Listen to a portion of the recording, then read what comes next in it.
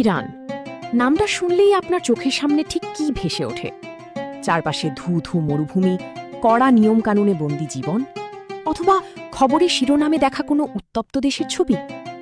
কিন্তু আমি যদি বলি এতকাল মিডিয়া আপনাকে যা দেখিয়েছে তার পুরোটাই ছিল একটা নিখুঁত বিভ্রম।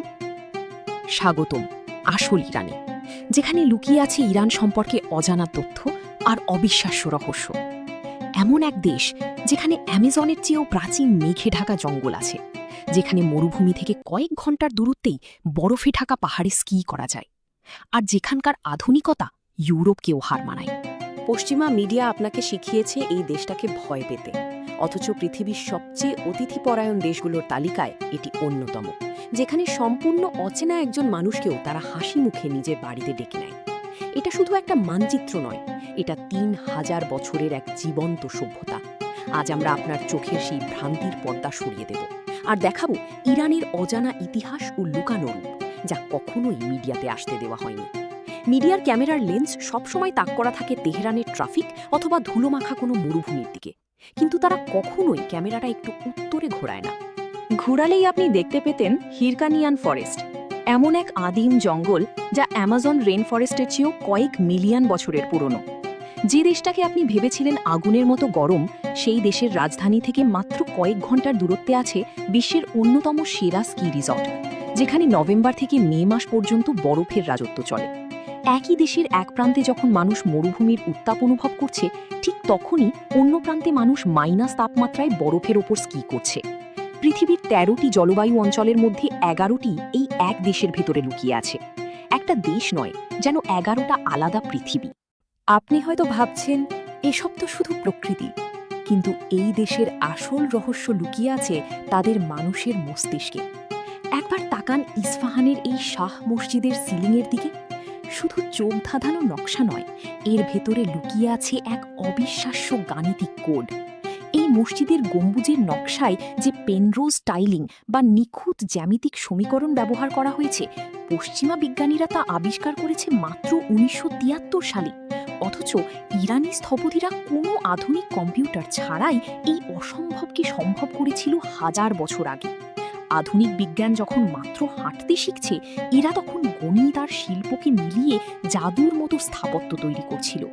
আপনাকে শেখানো হয়েছে এদের ভয় পেতে, এদেরকে রাগী, চরমপন্থী আর বিপজ্জনক হিসেবেই বারবার দেখানো হয়েছে। কিন্তু আসল সত্যিটা জানলে আপনি চমকে যাবেন।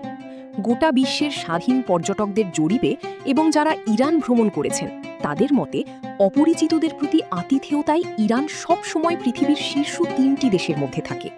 এখানে তারুফ নামের এক অদ্ভুত সংস্কৃতি আছে। আপনি কোনো দোকানে গেলে বা ট্যাক্সিতে উঠলে তারা প্রথমে আপনার কাছ থেকে টাকা নিতে চাইবে না। একজন সম্পূর্ণ অচেনা পর্যটককে তারা ঘন্টার নোটিশে নিজেদের বাড়িতে নিয়ে যায়, নিজের বিছানা ছেড়ে দেয় আর সেরা খাবারটা খেতে দেয়।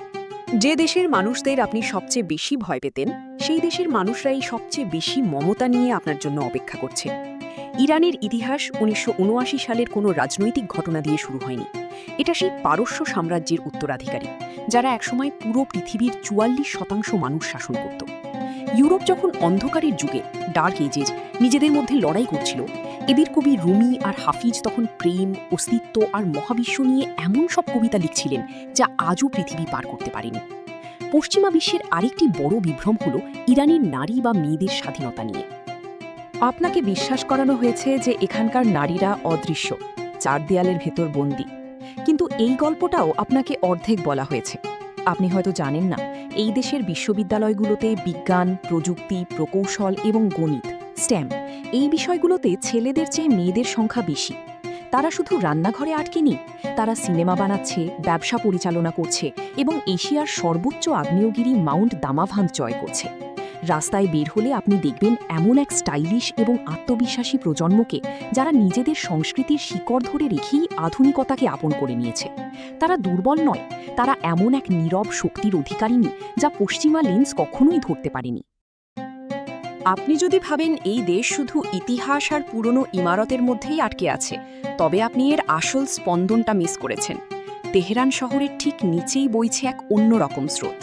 এই শহরের বুকে এমন সব আন্ডারগ্রাউন্ড ক্যাফে, ডিজাইন স্টুডিও এবং আর্ট গ্যালারি আছে যা প্যারিস বা নিউ ইয়র্কের যে কোনো আধুনিক শহরের সাথে পাল্লা দিতে পারে। সবচেয়ে অবাক করা তথ্য কি জানেন? ইউরোপ এবং উত্তর আমেরিকার বাইরে পশ্চিমা আধুনিক শিল্পের সবচেয়ে দামি এবং বিশাল সংগ্রহটা রয়েছে এই তেহরান শহরেই, যেখানে পিকাসো আর অ্যান্ডি ওয়ারহোলের বিলিয়ন ডলারের শিল্পকর্মগুলো সযত্নে রক্ষা করা হচ্ছে। যে শহরটাকে বলা হয় সংস্কৃতির দিক থেকে বিচ্ছিন্ন, সেই শহরই ধারণ করে আছে পশ্চিমা শিল্পের এক অমূল্য রত্নভাণ্ডার। এই দেশের মানুষ তাদের অতীতকে শুধু জাদুঘরে সাজিয়ে রাখেনি, তারা সেটাকে প্রতিদিন বাঁচে। এখানকার বাজারগুলো হাজার বছর ধরে একই জায়গায়, একই খিলানের নিচে দাঁড়িয়ে আছে। শতাব্দীর পর শতাব্দী ধরে কত সাম্রাজ্যের পতন হয়েছে, কত রাজা এসেছে আর গেছে, কিন্তু এই প্রাচীন বাজারগুলোতে বেচাকেনা একদিনের জন্যও থামেনি। এরা এমন এক জাতি যারা আজও ৩,০০০ বছরের পুরনো উৎসব নওরোজ পালন করে।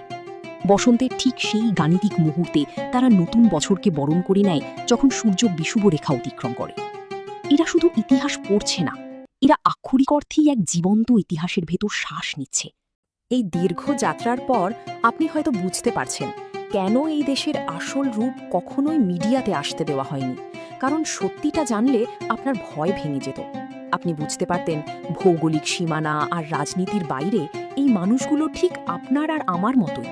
তাদেরও স্বপ্ন আছে, তাদেরও এক বিশাল ঐতিহ্য আছে, যা তারা সযত্নে বুকে আগলে রেখেছে। তাই পরের বার যখন খবরের কাগজে এই দেশের নাম দেখবেন, তখন মনে রাখবেন আপনি শুধু ততটুকুই দেখছেন যতটুকু তারা আপনাকে দেখাতে চায়। আসল ইরান কখনো খবরে আসে না। আসল ইরান লুকিয়ে থাকে এই পাহাড়ের চূড়ায়, মসজিদের জ্যামিতিতে আর অচেনা মানুষদের হাসিতে। চোখের সামনের পর্দা সরান, পৃথিবীটা তার চেয়েও অনেক বেশি রহস্য। এখন আপনার কাছে আমার একটা সরাসরি প্রশ্ন।